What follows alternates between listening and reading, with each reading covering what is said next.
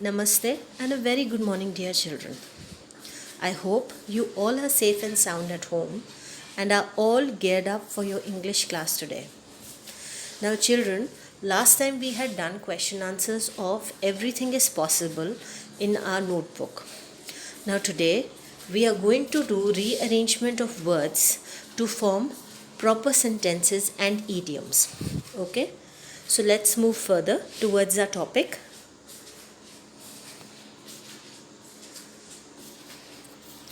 Rearrangement of words to form proper sentences. Now here basically what it means is that under this question you will be given some jumbled words, a set of jumbled words. You have to arrange these jumbled words properly to form a proper sentence. I'll just give you an example. Look here, the words in the red: eats Manu everyday apple. Now all these words are jumbled. Fine, it's a very easy sentence. I know some of you will be able to make it right now only, into a proper sentence right now only. But whenever we have to arrange the jumbled words into a proper sentence, we have to follow certain rules. Okay, let's start with the rules.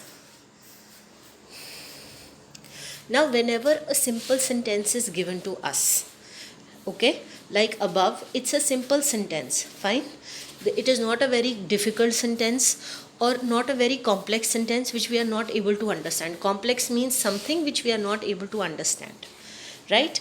Now whenever we have a simple sentence, first thing we have to do is we have to bring the subject in the front. Now you must be thinking that, ma'am, what is subject? You all go to the theater to watch a movie, right? In the movie, fine, there's a hero who does all the work, who is the main character, who's running here and there fighting. Now subject in a sentence is the hero. Just think of it as a hero who's doing all the work. Either some work is being done on the subject, fine, or subject is the one who's doing all the work. Just think of a sentence as a movie and the main character is your subject. First of all, whenever you have to arrange a sentence into a proper, whenever you have to arrange your jumbled words into a proper sentence, you have to find the subject. Who is the main character that the sentence is talking about, or that person or thing is doing some work. Once your subject is there, you have found the subject, you will move it to the front. Right? Now here, let's find out who is doing what. Eats Manu everyday apple. Now we have come to know that somebody is eating something. So who is doing the work? It is Manu who is doing. So we are going to bring Manu in the front. Second comes the story. Fine, first was the hero. Second comes your story. Now story in a sentence is your verb. Either it is the action word, main verb, run, eats, like here it is eats. Right? But in case eats is not there, is, am, are, was, were, has, have is given, then we will bring those words in the front, right? Because those are your helping verbs. So first we brought our hero, the subject. Second came our story, the verb. So Manu eats. Then you have to arrange the rest of the words which are left. Those are your extra characters, okay, who support the movie. So now what was left? Manu eats apple and everyday is left. So we will bring them properly, we will arrange them properly. So the sentence becomes Manu eats apple every day. I hope you are able to remember. We'll see the rule. First comes the thing or person doing the action, or action is being done on. As I said, subject. First comes the subject, so we are going to remember that whenever we are forming a sentence from jumbled words, first will be our subject, second will be our verb, and then the rest of the words we have to arrange. Okay, I hope. Let's take another sentence. This is also very easy sentence. Drinks cat milk the. Now who is doing the action? The milk is doing the action, the cat is doing the action, or drink is doing the action? It is the cat who is doing the action. So let's bring our cat in the front. Cat comes in the front. Then comes your verb. Which is the verb here? Action word. Drinks is the verb. And let's arrange the rest of the words. milk. So it becomes the cat drinks, or cat drinks the milk, or the cat drinks milk. Both are correct. Fine. Let's take another example. Crow, fish, the, took, the. Can fish take the crow? No. So now we have come to know our first priority whenever jumbled sentences are given should be to find out who is doing the action or on whom the action is being done. Okay. So here who is picking up the fish? The crow, right? ਫਿਰ we bring the crow in the front. The crow. And what is he doing? What is the action word? Took. Took. And what are the left words? The fish. So it becomes the crow took the fish. I hope how you have to arrange the simple sentences is clear. Now at times it happens that we have questions, right? Every time it is not a statement. Statement means full stop sentences. Every time we don't have full stop sentences, at times we have jumbled sentences which have question marks. Let's see how we have to tackle those. For yes and no question. Yes and no question means if I ask you, did you go to school today? You will say, no ma'am, I did not go. Yes ma'am, I did go. So yes and no questions are these, where you answer in yes or you answer in no. Right? Whenever questions are there, what do we have to do? Then the verb which was at second number, it comes in the front. And subject becomes your second and the rest part and question mark. Please don't forget the punctuation. Whenever you form sentences, take care of the capital letters in the front, full stop if it is a statement, question mark if it is a question. Now I asked you, did you go? I asked you, did you go to the school? Did is a verb, right? So did you is the subject because I'm talking to you. You is the subject, so you here and the rest of the sentence. Let's take an example. Was Sham at the party? Was came in the front. I told you if main action word is not there, your helping verb is going to be there. Helping verbs means your is, am, are, was, were, has, have, had, would, could, must, like those words. Fine. It is not necessary that every time action word is going to be there. Helping verbs are also there. Like, do you like pasta? These kind of sentences. Then the verb will come in the front. And verb here is your do. Right? Was. Understood? Now look here. Eat, you, do chips? Question mark. I have given the question mark. At times it might happen that question mark is not there. Now what rule are we following? We are going to bring the verb in the front. Which is the verb here? Do. And which on who are we talking to? Who's the subject? You. So do you, and then comes the and do you, and then we are going to write down eat chips. Fine.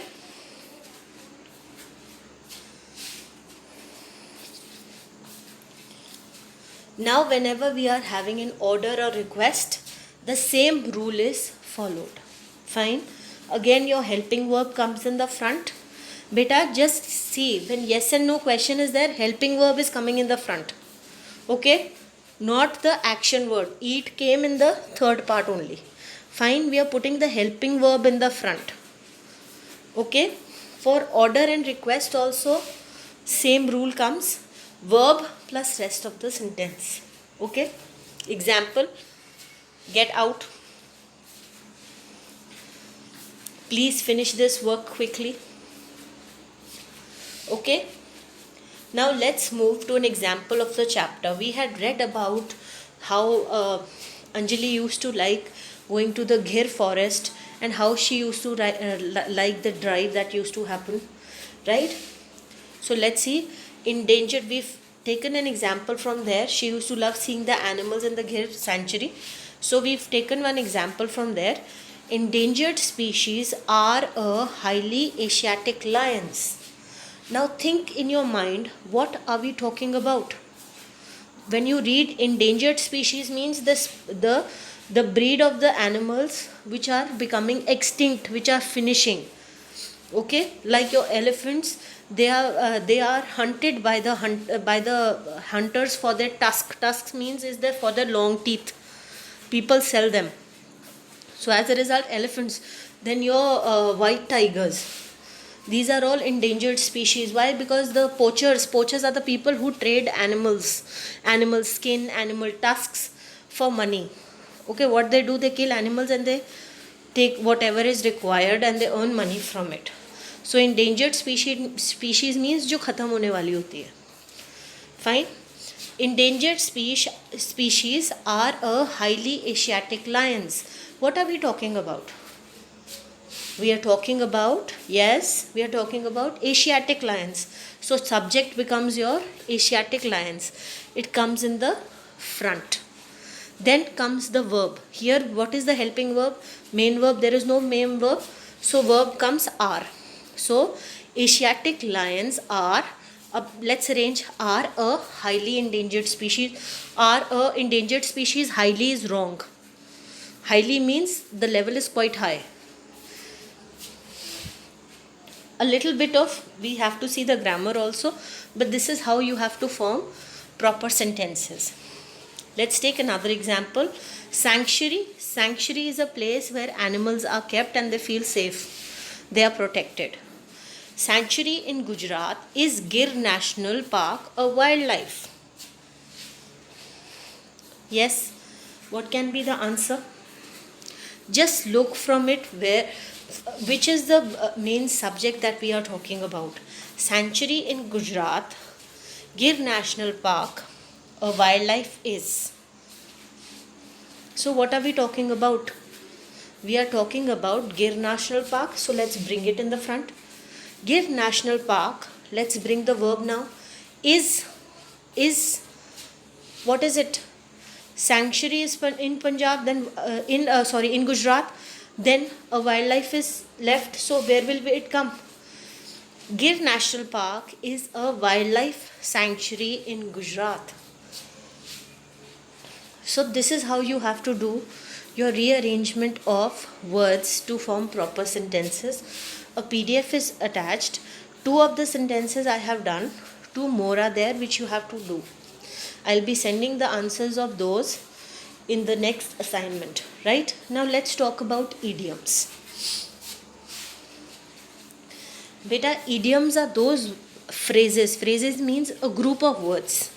Those group of words which we at times use in English to beautify it, to make our English more beautiful, we use idioms.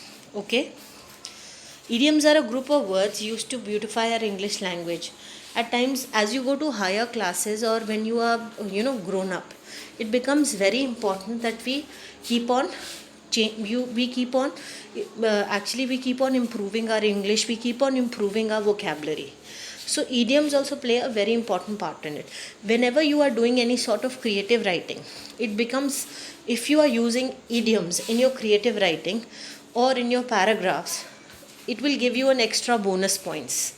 Okay, because all children might not be using, some children might be using too simple English. But as you go to higher classes, if you're writing good, you're using your good idioms, you're using in a paragraph, and you're dressing your paragraph in a nice way with good vocabulary, then obviously you're going to get good marks. That's why idioms play a very important role in that. Let's see. Now, once in a blue moon. Once in a blue moon simply means, it's an idiom, it simply means that very rarely, hardly ever, एक बारी 6 months में, once in 6 months. Okay, rather than saying that I never go, I only go once in 6 months with my parents to the mall, I can always say I go to the mall with my parents once in a blue moon. It sounds more better also, right? Why? Rather than saying मैं तो कभी भी नहीं जाता, बस एक बार ही जाता हूँ, it is better to say I go to the mall with my parents once in a blue moon. It sounds more better. Another one is every cloud has a silver lining. Every cloud has a silver lining means that no matter how bad your situation can be, but there is always something good in it. Like for example, look at the lockdown. Everybody is sitting at home. We can't go out. Okay, we're finding things so difficult. We can't go to school. Your parents are also at home. But in this dark cloud, what is the silver lining? What is the thing that is shining? You getting to spend quality time with your parents. Maybe your mama's baking, nice dishes. So this is what I've written also. Even though everybody is under lockdown, but still I feel that every cloud has a silver lining, as now we can spend quality family time with each other. Right? Now from this chapter, everything is possible. The two idioms that we have learnt are better late than never. Better late than never means, see the way how Anjali helped the gardener's daughter, and she also studied, and finally she was able to get into the school. So if she would have thought, I'm so grown up, I can't study. So it is, it is better late than never. At least try and get into something. If you don't know how to study, if you don't know how to walk, at least try, rather than just saying, oh man, the time has passed now, I can't do it, I can't do this. So it is better late than never. At least try and finish it off. Start. It doesn't matter that you're late. So doing something a little late than not doing at all. For example, you can say that, oh, my exams are coming near, so little time has left. What should I do? What should I do? Rather than panicking, it is high time that you start now, because it says it is better late than never. Rather than panicking and wasting your time even more, it is better you start now. Understood what you mean by better late than never? I'll give you an example also. At last he fired his dishonest employee. Fired means he removed that person from the post. At last he fired his dishonest employee. It is better late than never. It is better. Finally he removed him from the post, no matter how much money he was stealing or what, we don't know. Another one is, I must return his book. Better late than never. Maybe he's a little late, but it is better to give now than never. Another idiom that we have learnt is hitting the nail on the head. Performing a task with accuracy and exactness. It is better to perform a task with accuracy and getting your point across. Okay? I'll give you an example of this. You really hit the nail on the head when you gave him that answer. Maybe your friend always teases you, always keeps on telling you something bad. Okay, but one day you reply back and you point blank tell him what is the issue. So that means you have hit the nail on the head. You have told him exactly what you feel. Right? So that means hitting the nail on the head. Performing a task with great accuracy. With one day you spoke and you gave the correct answer. I hope it is clear. Next one is, you've spotted the flaw, Bob. Flaw means galti. Bob, you have hit the nail on the head. That means Bob was able to find the problem and he corrected it. So he hit the nail on the head. I hope these idioms and rearrangement of words to form proper sentences is clear to everybody. I have sent a PDF which contains the sentences, the jumbled words to form sentences and idioms. You have to write them in your copy. Fine. Along with it, there's a vocabulary exercise which is given at the back. The vocabulary exercise consists of compound words. Compound words is nothing. It is basically, you have to join two words to form a sentence, to form a word. For example, cup is one word, board is another word. You have to join both of them. What does it become? It is a cupboard. So compound words is when you combine two words to form another word, right? Like cupboard. Okay? So you have to do that exercise. Along with that, there's a small exercise of articles given at the back. Please do it in the course book itself. Okay? Thank you and have a nice day.